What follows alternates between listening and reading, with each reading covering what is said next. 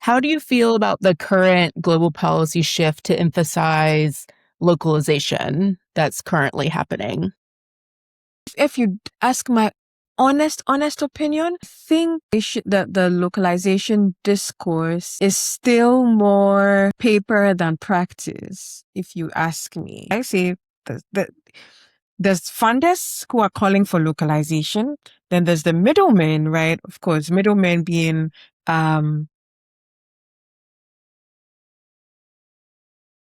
how do I explain it more practically? The Like the so government level education leaders, or do you mean like the international NGO? Yeah, exactly. International NGOs and those closer to the funders. Then there's the actual communities. And I think that localization has become a go-to word because obviously the evidence showed that, and funders called for it. So international NGOs are catching on to it. If you'd ask me, I don't think that localization is really happening yet. It may take some time for us to actually see that communities are leading. I think a few programs have tried to do that, but I think at where we stand now, there's still a lot more that needs to be done. And I think it's still a catchword now and not really happening, if you'd ask me. Yeah, I agree. I mean, it's just a strategic shift from the USAID cuts. I think it's a little bit reactive at this point, maybe a bit performative. I Yeah, yeah. wonder from like a social justice perspective if the intention is coming from the idea that these communities have the capabilities and the agency to lead, or is it just coming from the funding cuts? And if it's just coming from funding cuts, it makes me worried that if funding resumes, then it'll go back to like, status quo. Yeah, So, yeah, well, yeah. I guess we'll see. Um, you mentioned you were talking about financing earlier, and I Mm-hmm. do want to take the topic to talk about results-based or innovative financing. So I know you've been involved in some innovative financing approaches.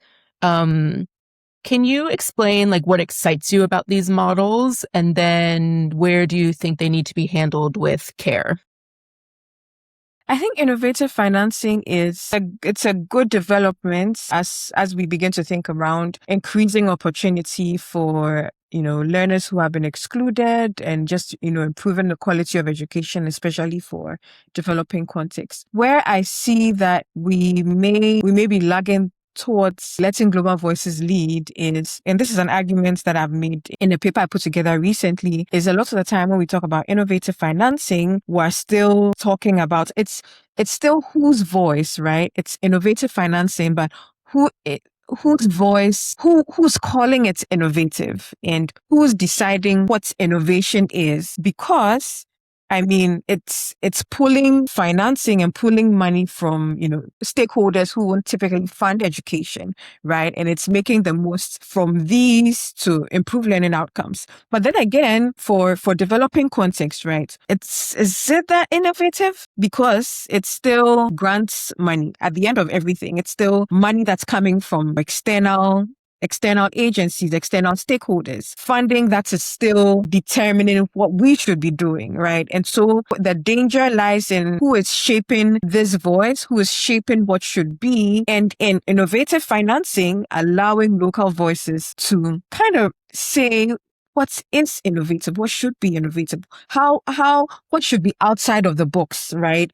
In how we are pulling together financing and pulling together funding to address, learning gaps and learning challenges. That I would say is one thing that we need to be looking at more closely, because more and more as innovative financing approaches developed and built, how often do we see that local voices are shaping these approaches, shaping these packages that we so clearly and so, beautifully put together, right? It shouldn't be a box that we put together and say that this is what we have for you and this is how we think that you should be financing education systems to improve the learning outcomes. It should be, what do you have and how can we use what you have to improve learning outcomes, is what I would say.